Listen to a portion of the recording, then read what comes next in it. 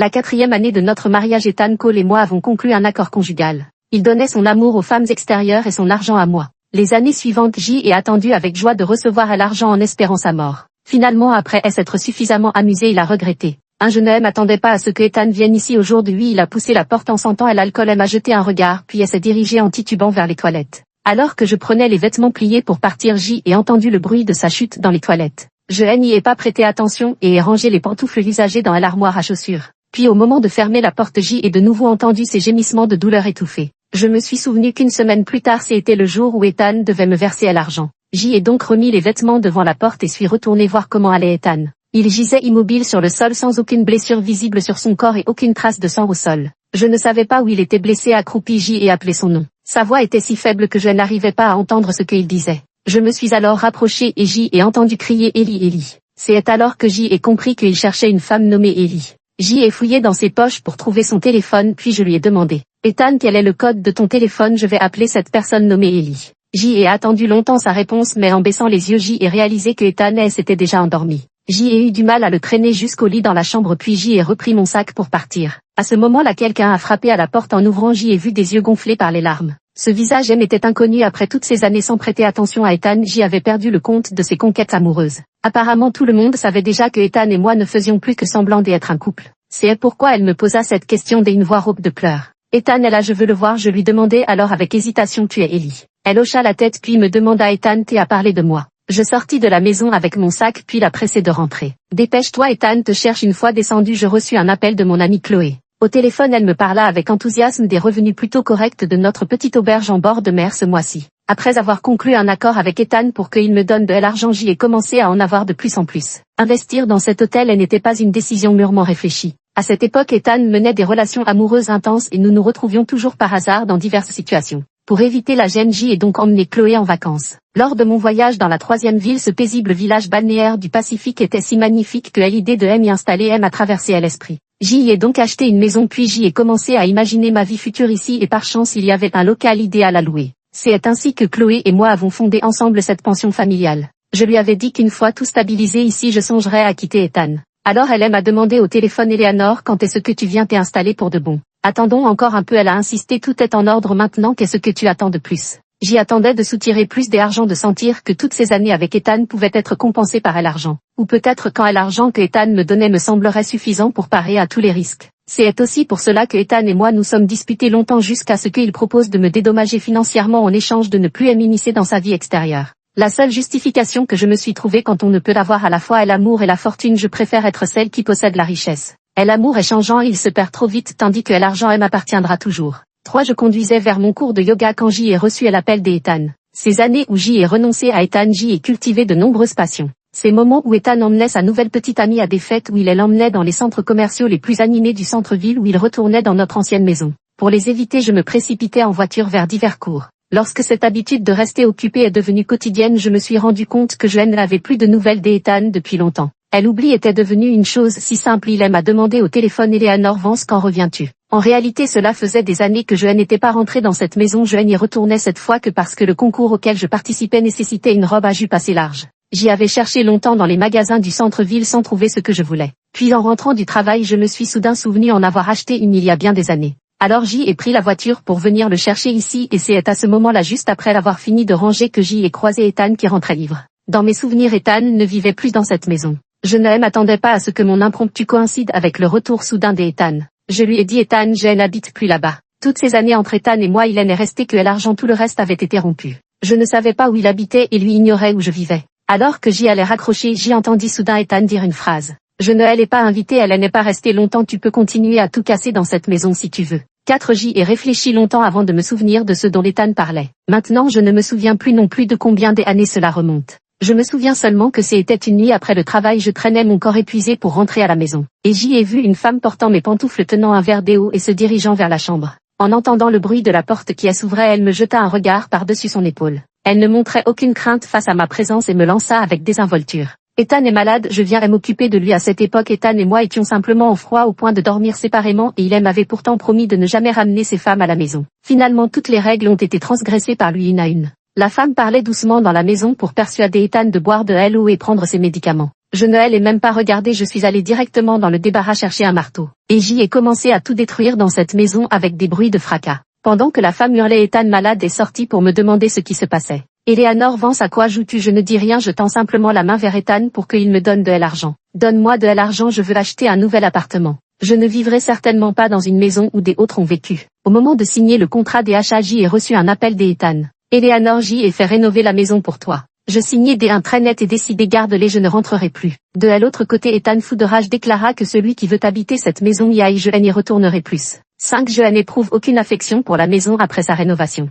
Même en reproduisant fidèlement le style de décoration de l'époque, je ne retrouve plus l'ombre du passé. Lorsque nous avons emménagé dans cette maison, Ethan et moi étions si excités que nous avons passé la nuit sans dormir juste pour accrocher nos photos de mariage. Après avoir constaté qu'elles n'étaient pas alignées, nous avons retiré les clous, laissant ainsi un petit trou dans le mur. Aujourd'hui, lorsque je suis retourné sur place, je n'ai plus pu retrouver ce petit trou. Autrefois, lorsque je rangeais la maison et poussais la table basse, il restait une longue rayure sur le sol, mais aujourd'hui elle a disparu. La vitrine que j'y avais brisée dans un accès de folie a également été remplacée par une neuve. Ethan a tout fait pour redonner une nouvelle jeunesse à la maison en ruine, mais aujourd'hui en la voyant, je l'ai trouvée si étrangère que j'y avais l'impression d'entrer chez quelqu'un d'autre. Je n'avais même pas envie de m'asseoir un instant, alors quand cette femme est arrivée, j'y ai tout de suite senti que je devais partir rapidement. Pour ne pas perturber ses soins envers Ethan quant à saccager à nouveau cette maison, j'y étais bien trop occupée pour en trouver le temps. Si j'y étais en plein cours de yoga quand j'y ai reçu à nouveau l'appel d'Ethan. J'y ai mis le téléphone en silencieux et il ai fait signe à l'instructeur de continuer à la fin du cours de yoga tout en rangeant mes affaires. J'y ai jeté un coup d'œil à mon téléphone. Une douzaine d'appels manqués et un message envoyé par Ethan. Eleanor, tu as pris le cadeau de fiançailles que je t'ai offert. Je n'ai pas réussi à me souvenir même une fois assise dans la voiture quel cadeau il m'avait offert pour nos fiançailles. Cette histoire remontait à tellement loin et j'y avais oublié notre passé au point de n'en garder aucune trace. Il a rappelé et dès que j'y ai décroché, j'y ai entendu Ethan me poser la question. Eleanor, où es-tu? Je viens te retrouver. Je l'ai engueulé, t'es malade ou quoi? Si t'es à rien à faire, va draguer une nouvelle nana ou envoie-moi de l'argent, mais viens pas m'emmerder. Puis il a mentionné au téléphone cette robe que je venais tout juste d'acheter. À cette époque, j'y adorais danser et Ethan m'avait offert cette robe pour notre cérémonie de fiançailles. Les vœux de mariage étaient une romantique à couper le souffle, il m'avait juré solennellement. Eleanor, je te ferai danser de joie dans le creux de ma main pour l'éternité. Au final, c'est lui qui disait les mots les plus doux et c'est aussi lui qui m'a avoué ne pouvoir m'offrir son amour. J'y ai jeté un regard à la robe posée sur le siège passager, je devais l'avoir portée de nombreuses fois, les traces de lavage répétées étaient visibles sur le tissu. Je ne parvenais pas quoi que je fasse à voir le passé dont Ethan me parlait. Je ne m'en souviens pas Ethan, tout ce que tu me racontes, je l'ai complètement oublié. C'est à l'approche du concours de danse, je me rendais directement au studio après le travail, avalant même mon dîner dans la voiture. Obtenir une bonne place était devenu ma seule obsession récente. Mon partenaire de danse n'est pas encore arrivé, j'y ai enfilé ma robe et mes chaussures et je répète inlassablement le morceau de compétition dans le grand hall. Les pans de ma robe sautent et virevoltent au rythme de mes mouvements et à plusieurs reprises cette scène me semble familière sans que je parvienne à me souvenir quand j'y ai déjà dansé ainsi. Quant aux fiançailles mentionnées par Ethan, je n'en ai jusqu'à présent que des souvenirs épars et fragmentaires. J'y ai même envisagé de fouiller dans les albums photos pour vérifier si ce que Ethan disait était vrai ou non. En ce qui concerne le passé, mon album photo est complètement vide. Lorsque j'y ai transpiré abondamment en sautant, j'y ai mis la musique en pause pour me reposer. Mon professeur de danse est venu me voir de l'extérieur avec une bouteille d'eau de coco à la main. Elle m'a tendu l'eau de coco en disant tu dois avoir un nouvel admirateur, il t'a regardé longtemps depuis l'extérieur puis a acheté plusieurs caisses d'eau de coco qu'il a laissé dans la salle de danse. Je n'ai pas bu, j'y ai déchiré l'emballage de la bouteille pour y faire une marque. Je lui ai demandé sur un ton plaisantin tu l'as bien vu, il est comment? Je suis un peu superficielle tu sais. Elle a pris un air réfléchi avant de me répondre très sérieusement. Peut-être que cet adjectif n'est pas très approprié mais il ressemble trait pour trait à ton défunt mari. Ces années où j'y étais brouillée avec Ethan, il avait complètement disparu de mon monde. J'y ai entendu trop de questions concernant Ethan, je ne suis pas douée pour raconter longuement le passé et je n'ai pas envie de discuter en détail de notre situation actuelle avec les autres. Alors une simple phrase, il vient tout juste de mourir, suffisait à répondre à toutes les questions accompagnées d'une consolation de leur part. Toutes mes condoléances à ce stade, mon veuvage est bien ancré dans l'esprit de tous mes professeurs. Je posais l'eau de coco et ajustais les plis de ma robe avant de reprendre ma danse. Alors tu devras m'aider à le repousser, les hommes comme lui ont une vie courte, je n'en veux pas. Vite le jour de la compétition, je fus surprise de voir Ethan parmi les spectateurs. Il tournait la tête pour discuter avec la personne à sa gauche, la place à droite était vide, probablement occupée par une nouvelle femme aimant regarder danser. Lorsqu'il a regardé dans ma direction, mon partenaire de danse m'appelait justement pour aller l'aider en coulisses. Je suis donc rentrée précipitamment sans échanger le moindre regard avec Ethan. Sinon j'y avais l'intention de juger à son expression et s'il était là pour me contrarier. Il avait toujours aimé faire ce genre de choses, apparaître dans des lieux communs avec une nouvelle femme et moi. Il disait que j'y étais Madame Cole et que la femme dans ses bras était son trésor. Et l'amour et le statut officiel, il les distinguait parfaitement. Après avoir souffert une ou deux fois, l'engourdissement empêchait toute nouvelle douleur. Le match entre maîtres était intense, mon partenaire et moi avons donné tout ce que nous avions en dansant puis nous sommes descendus main dans la main attendant les résultats du concours. Après cette compétition je vais devoir consacrer plus d'énergie à des autres choses. Pendant ce temps épuisé je me suis assise sur un banc tandis que ma partenaire de danse me massait les épaules en me disant « Enfin c'est terminé cette fois il va falloir bien se reposer pendant un moment ». Le classement annoncé était plus élevé que nous ne l'avions imaginé et nous sommes montés sur scène main dans la main pour recevoir notre prix. Il s'est approché et m'a chuchoté à l'oreille « Grâce à toi J et encore gagné un prix ». Je l'ai remercié en souriant à mon tour moi aussi c'est grâce à toi. Dans le parking alors que je mentionnais mon projet de voyage mon partenaire de danse est venu me faire un câlin. Détends-toi bien et bon voyage. Puis j'y ai entendu la voix d'Ethan enlève ta main lâche là. Je me suis dit que le monde était vraiment petit puisque Ethan et moi avions garé nos voitures au même endroit. Alors que je cherchais du regard la nouvelle compagne d'Ethan il m'a attrapé le poignet. Eleanor Vance je ne suis pas encore mort à il dit et te voilà déjà dans les bras d'un autre. Je lui ai rétorqué avec sarcasme Ethan Cole je ne suis pas encore morte. Tu as déjà embrassé et câliné des tonnes de femmes.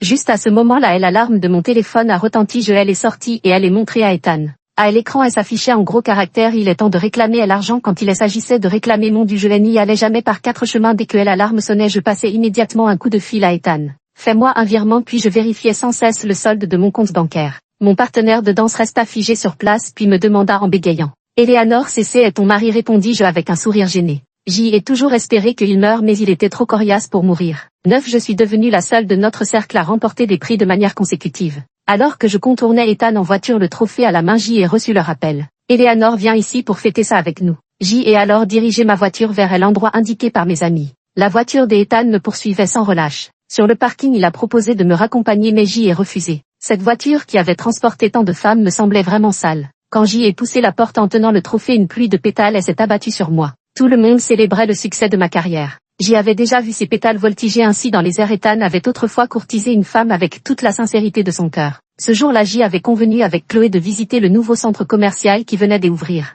Lorsque j'y ai garé ma voiture et m'en suis approché je n'ai entendu que les questions hystériques de Chloé. Ethan Cole où as-tu mis Eleanor? Je me suis précipité sur place pour voir Chloé arracher l'énorme bouquet de fleurs des mains de cette femme. Puis elle le leur a violemment jeté à la figure un couple sans honte qui ose se déclarer aussi ouvertement. Les pétales de roses éparpillés jonchaient le sol tombant à mes pieds sur mes épaules et même dans mes mains. Je regarde Ethan à travers la foule il ne m'a jamais regardé trop occupé à réconforter sa nouvelle petite amie effrayée. Dans cette partie des échecs qui est l'amour j'y ai perdu jusqu'à la dernière pièce. 10 Ethan arrive ensuite faisant retenir un souffle collectif. Je ne comprends pas pourquoi il est ici après notre rupture tout le monde s'était tacitement mis d'accord pour ne plus nous faire apparaître dans les mêmes événements. Alors quelqu'un s'avança pour essayer de chasser Ethan. Aujourd'hui c'est la célébration du prix des Eleanor sois un peu discret si tu veux exhiber ta nouvelle petite amie choisis un moment où elle n'est pas là. Ethan prononça 2 phrases d'un ton très neutre il n'y a pas de nouvelle petite amie. Moi aussi je veux célébrer avec elle la personne n'y crut pas est sortie pour vérifier s'il y avait des visages inconnus à l'extérieur. Je me suis alors souvenu que je n'avais jamais vu la femme qui aimait regarder danser que Ethan avait amenée. Ethan a insisté pour rester à la fête promettant de rester tranquillement assis. Le trophée était considéré comme une curiosité tenue et examinée avec attention par plusieurs personnes. Au fil des années j'y ai remporté de nombreux prix grands et petits devenant la femme parfaite selon leur dire. On me taquinait en riant Eleanor c'est vraiment dommage que tu portes encore le nom de Madame Cole. Alors j'y ai regardé Ethan assis silencieusement dans son coin. Alors trouvons un moment pour divorcer comme au tout début il refusait obstinément cette séparation. Seulement cette fois il ne m'a pas dit dans tes rêves. Mais il n'a fait que me fixer en silence. Cette fête n'était qu'un prétexte pour évoquer mes performances de danse en direct vantant la beauté et la précision de mes mouvements. J'y ai bu du thé à la place de l'alcool avec eux pendant longtemps mais à force de trinquer c'est Ethan qui s'est saoulé le premier. Soudain il s'est précipité vers moi et m'a enlacé le cou et frotté son visage contre le mien en m'appelant. Ellie j'y ai eu la chair de poule et j'y ai poussé un cri en essayant désespérément de libérer ses mains. Il était si fort lorsqu'il était ivre que même ses amis ont eu du mal à l'arracher de moi. Il me regardait répétant sans cesse le nom d'Ellie. Je me suis souvenu de cette femme aux yeux rougis par les larmes. Alors j'y ai crié à mes amis qui a le numéro de cette Ellie la copine d'Ethan. Appelez-la vite, dites-lui que Ethan la réclame. Il semblerait que Ethan ait déjà présenté cette femme à leur entourage et quelqu'un a même réussi à obtenir les coordonnées d'Ellie. Ethan était coincé dans un coin du canapé par le groupe attendant l'arrivée d'Ellie. Je me suis précipité aux toilettes pour rajuster mon maquillage défait et mes vêtements en désordre. J'y ai passé encore et encore des lingettes humides sur mon cou et mon visage là où Ethan m'avait touché. Jusqu'à ce que la zone frottée soit rouge et enflée je n'ai pas abandonné. La répulsion envers Ethan atteignit son paroxysme à ce moment-là. Je me souvins soudain du divorce que mon ami avait évoqué de manière détournée. À cet instant le désir de rompre définitivement avec Ethan atteignit son comble. Même obtenir plus d'argent ne pouvait plus me faire continuer cette relation. Quand je suis rentré dans la chambre j'y ai vu Ellie qui essayait de s'approcher d'Ethan. Plus cette femme se rapprochait plus Ethan devenait agité. Il hurlait comme un fou pour qu'elle parte tandis que la femme pleurait de plus en plus fort. Ethan, regarde-moi bien, c'est moi Ellie. Ethan niait sans cesse, ce n'est pas toi, comment pourrais-tu être Ellie? Alors je me suis tenue sur le pas de la porte demandant à Ethan d'appeler une autre Ellie pour qu'il cesse de se ridiculiser devant tout le monde. En entendant ma voix, Ethan a immédiatement repris ses esprits, bousculant ses amis pour se tenir devant moi. Il fixa mon cou et mon visage rougit et demanda qu'est-ce qui s'est passé, tu es rouge comme ça. Ellie, est-ce que quelqu'un t'a fait du mal? Je vais te venger. J'y esquivé le geste d'Ethan qui tentait de me retenir.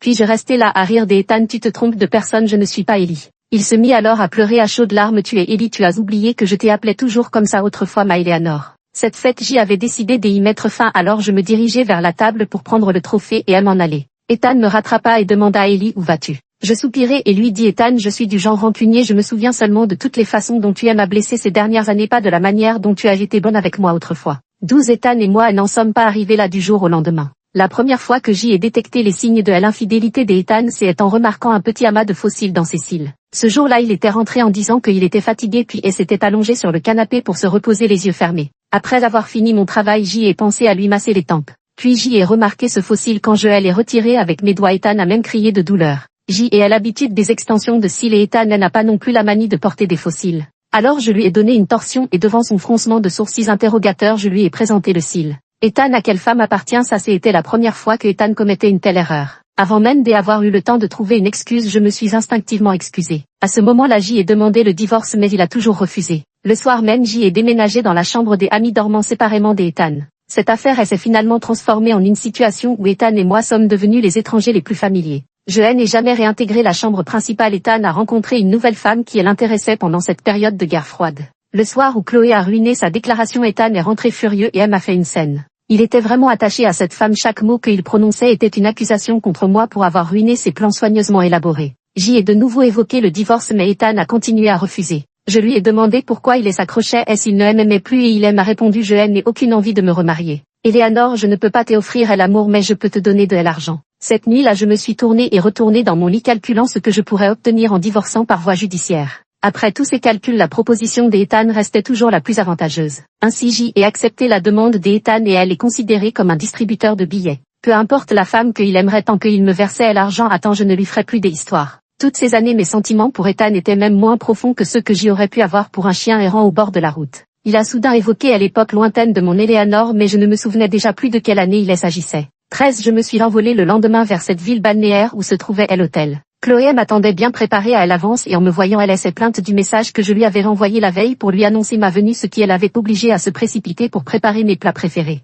Elle gérait l'hôtel avec brio et je me suis assis à la réception pour la regarder s'affairer à enregistrer les nouveaux clients. Une fois occupée, elle est revenue s'asseoir à côté de moi. La rougeur sur son cou ne s'était toujours pas dissipée, elle la toucha voyant que je ne réagissais pas puis me demanda « Comment c'est arrivé, ça ne ressemble pas à une blessure ?» Je souris et pris une bouchée de pomme. J'y ai touché quelque chose de sale alors j'y ai désinfecté vigoureusement. Puis elle revint à la charge. Eleanor, quand comptes-tu emménager ici? L'hôtel marche très bien, tu peux venir vivre ici. Cette fois je n'ai pas refusé et je lui ai dit je viendrai une fois que j'y aurai réglé les affaires là-bas. Je préparais depuis longtemps à l'ouverture d'un studio de danse dans cette ville. Mais ce concours je m'y prépare depuis si longtemps, le mener à bien est la chose la plus importante dans ma vie en ce moment. Au jour de lui, l'objectif principal de ma vie est à nouveau d'ouvrir un studio de danse. Déménager ici pour vivre est désormais à portée de main, m'a-t-elle dit en m'étreignant avec émotion. C'est merveilleux, tu n'auras plus à revoir Ethan. Apparemment elle aussi trouvait que ces jours passés à éviter Ethan avaient été vraiment difficiles. 14 De retour, j'y ai revu la même bouteille d'eau de coco dans la salle de danse. Elle a pointé du doigt la personne debout dehors et elle m'a dit Eleanor, quand je l'allais chasser il m'a dit qu'il était ton mari.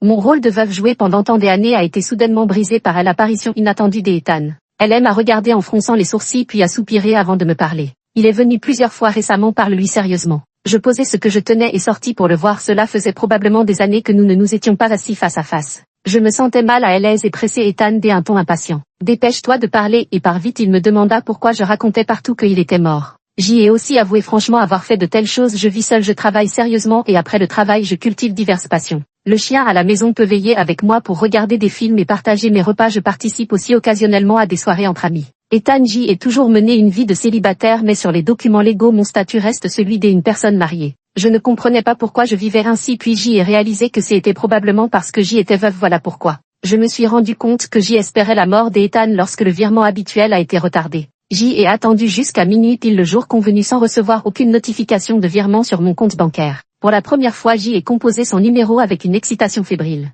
Je me disais que Ethan avait peut-être trouvé la mort à ce moment précis, victime de quelque accident. Au premier, deuxième et troisième appel, le téléphone d'Ethan fut enfin décroché. Puis j'y entendis la voix d'une femme inconnue qui me dit que Ethan avait trop bu. C'était une bien mauvaise nouvelle profondément décevante. Je lui demandai de passer le téléphone à Ethan, ivre à peine eut-il murmuré allô que je me mis à pianoter frénétiquement sur ma calculatrice. Puis j'y ai dit à Ethan, et n'oublie pas d'ajouter les pénalités de rupture quand tu fais le virement. Il n'a rien répondu, à raccrocher, et peu après l'argent est arrivé. Par la suite j'y ai souvent deviné si Ethan était mort ce mois-ci en vérifiant si l'argent était arrivé. Jusqu'à présent mes espoirs ont été déçus à chaque fois, quel dommage. Je ne m'attendais pas à ce que Ethan me parle soudainement de changer notre situation. Il m'a dit avec une sincérité déconcertante, Eleanor, j'y ai rompu toutes mes relations extérieures et si on essayait de vivre une vie normale ensemble. Son changement était trop soudain, trop inattendu, je n'y trouvais aucune logique. Alors je lui ai demandé, Ethan, tu ne veux plus me donner d'argent? Il m'a dit avec une grande générosité, je te donnerai encore plus d'argent et puis je te donnerai aussi mon amour. Je me suis soudain souvenu du jour où Ethan m'a enlacé et j'y ai ressenti une vague de dégoût intense.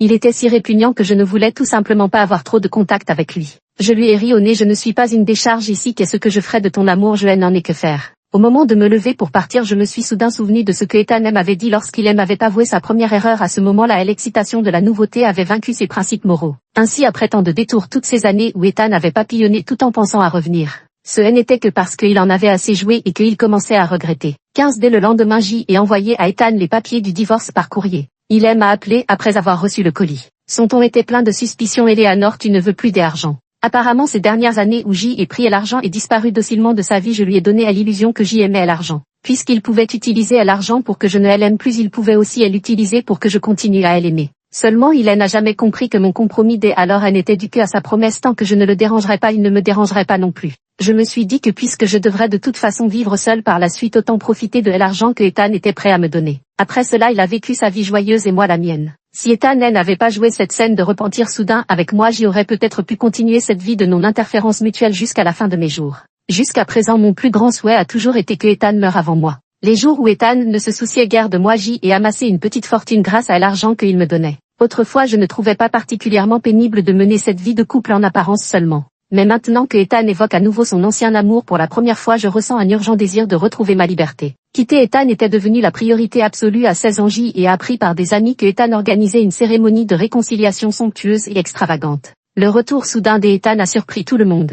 Alors quand il a appelé, j'y ai éclaté de rire dès le premier mot. Après plusieurs tentatives infructueuses pour me contenir, j'y ai fini par rire sans retenue. Je lui ai demandé qu'est-ce qui t'arrive de si bon, tu ris comme ça. Sa voix toujours empreinte d'amusement, elle m'interrogea, Eleanor, tu sais que Ethan le regrette. Puis il se remit à rire sans pouvoir s'arrêter. Il mentionna que Ethan récemment, après avoir bu, n'avait cessé de leur parler de notre passé. Tout le monde avait l'air de se régaler du spectacle, le regardant évoquer le moment où j'y avais demandé le divorce. Il ne comprenait jamais pourquoi je ne pouvais pas être acheté avec de l'argent. En ce qui concerne mon achat d'une propriété à l'étranger pour y créer une entreprise, ils étaient tous au courant. Seulement personne n'en a parlé à Ethan, ou plutôt personne n'a jamais eu l'occasion de lui en parler. À l'époque où Ethan était le plus arrogant, il détestait particulièrement apparaître avec moi en public, parce que sa nouvelle petite amie se sentirait mal à l'aise en ma présence. Mais plus c'était le cas, plus Ethan insistait pour jouer la comédie amoureuse devant moi. Ce dont je suis le plus fier dans cet arrangement matrimonial motivé par l'argent, c'est aider à avoir su rapidement me détacher de cette relation. Après avoir cessé d'aimer Ethan, tout ce qu'il faisait me donnait l'impression d'un singe de cirque qui me donnait un spectacle.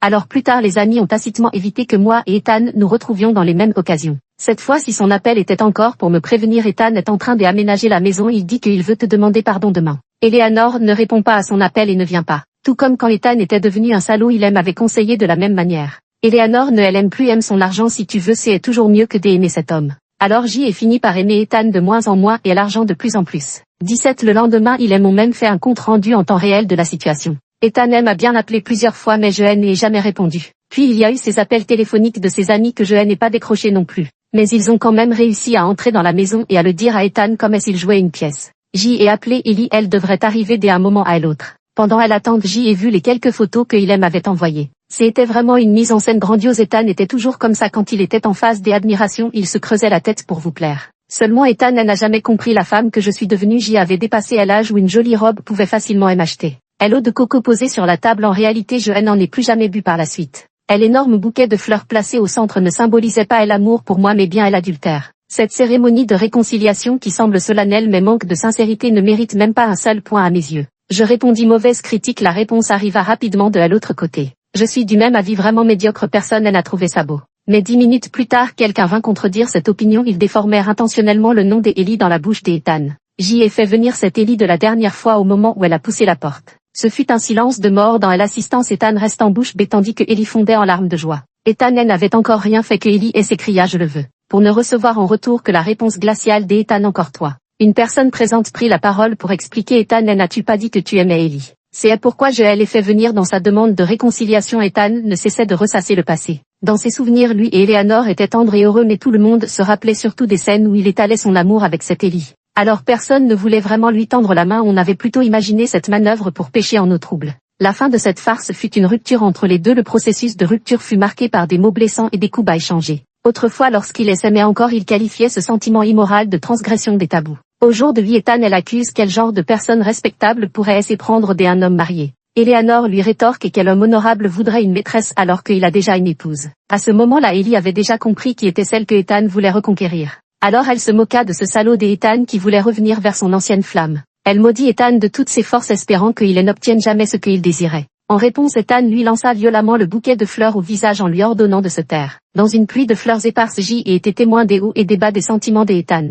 Mon amie n'a pas poursuivi son récit, elle s'est contentée de me dire « Profite de ta bonne humeur pour passer une bonne nuit 18 ». Je n'avais pas l'intention de m'embarrasser davantage avec Ethan alors j'y ai rapidement réglé mes affaires ici décidant d'aller vivre dans cette autre ville plutôt que prévu. J'y ai entendu des amis dire que Ethan leur avait demandé ma nouvelle adresse. Les amis avaient tous la même réponse, je ne sais pas, je ne suis pas au courant, je n'en ai aucune idée. Ethan, tu n'avais pas dit que tu ne voulais plus voir Eleanor alors elle ne vient plus ici. Ethan est allé me chercher à mon ancienne entreprise mais il a appris que j'y avais démissionné. Lorsqu'il est allé à ce studio de danse le professeur ne pouvait plus lui adresser un regard bienveillant. Quel genre d'homme peut être si mauvais qu'une femme préfère endosser l'étiquette de veuve plutôt que de mentionner son existence? Le professeur a voulu rendre à Ethan les bouteilles d'eau de coco qu'il avait laissées en dépôt. Mais le sac s'est déchiré répandant les bouteilles sur le sol plus le professeur les ramassait plus sa colère grandissait jusqu'à ce qu'il finisse par les lancer violemment une à une vers Ethan.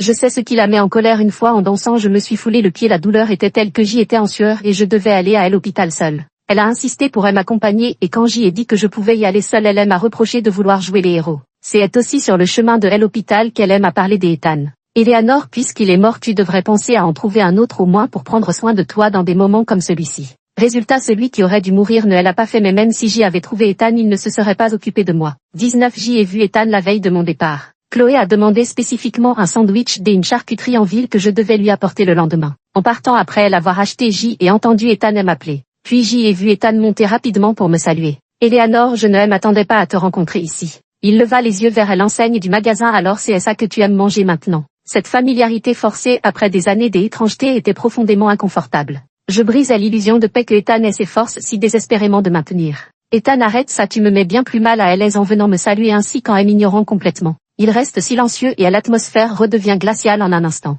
Pourtant il attrape ma main au moment où je me lève pour partir. Je lui ai crié de me lâcher mais il continuait à me tenir fermement. Il avait l'air anxieux, la voix paniquée. Eleanor, parlons maintenant sinon je ne sais pas quand je te reverrai. Autrefois il m'avait repoussé loin de lui avec son argent. Résultat je m'éloignais de plus en plus et il a commencé à se plaindre de ne plus pouvoir me trouver facilement. Nous n'avons même pas cherché un café pour nous asseoir, nous nous sommes simplement arrêtés sous un grand arbre en bordure de rue pour discuter. Ethan n'était plus obsédé par l'idée de rétablir rapidement notre relation. Il n'arrivait pas à tourner la page de cette histoire alors il a augmenté les enjeux pour maintenir ce mariage de façade. Il craignait que je refuse alors il n'a cessé de me rassurer. Je ferai de mon mieux pour ne pas trop me montrer devant toi peu importe que cette phrase soit sincère ou non de toute façon demain je partirai vivre dans une autre ville. En un instant cette relation est revenue à ce qui me mettait le plus à l'aise. Je menais une vie de célibataire et Ethan me versait chaque mois davantage d'argent toujours ponctuellement. Lorsque j'y ai acquiescé d'un signe de tête j'y ai vu Ethan pousser un long soupir de soulagement. Vint le deuxième mois après mon installation ici mon studio de danse était ouvert avec succès depuis déjà une semaine.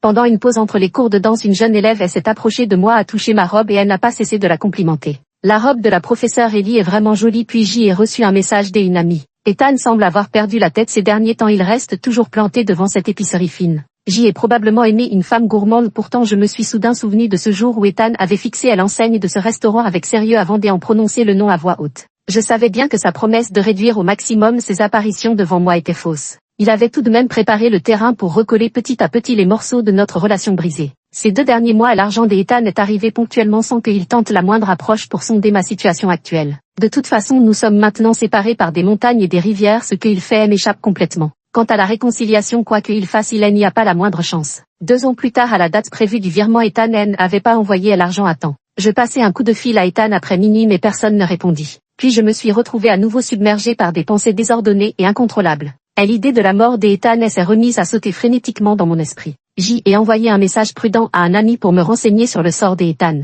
La réponse est vite arrivée m'assurant que tout allait bien et qu'il allait presser Ethan de me faire le virement au plus vite. Je reçus enfin le virement le deuxième jour puis secouai la tête en soupirant. Essayer de tuer Ethan par la force de la pensée était totalement inutile. Une quinzaine de jours plus tard je reçus un colis envoyé par une amie. En l'ouvrant je découvris qu'il contenait les papiers de divorce déjà signés par Ethan. Un jour de manière tout à fait inattendue sans que j'y ai rien fait Ethan accepta le divorce ce qui fut une véritable surprise. Alors j'y ai appelé mon ami lui demandant d'une voix excitée. Pourquoi Ethan a-t-il soudain changé d'avis? Sa voix était plate sans la moindre émotion. Mais il m'a annoncé une nouvelle choquante. Eleanor, Ethan est mort. Je voudrais savoir ce qui se passe, peut-être parce que j'y ai trop attendu. Alors les mots qui me sont échappés sont vraiment c'est vraiment formidable. La maladie d'Ethan a commencé il y a 1 an avec des fièvres récurrentes au moment du diagnostic. C'était déjà une maladie incurable. Ethan quant à lui prenait la chose avec philosophie mais avait spécifiquement demandé à tout le monde de ne rien me dire. C'est alors que j'y ai appris que Ethan était tombé dans le coma la première fois où il n'avait pas envoyé l'argent à temps. Lorsqu'ils ont reçu mon appel pour réclamer le paiement, ils attendaient devant la salle des opérations.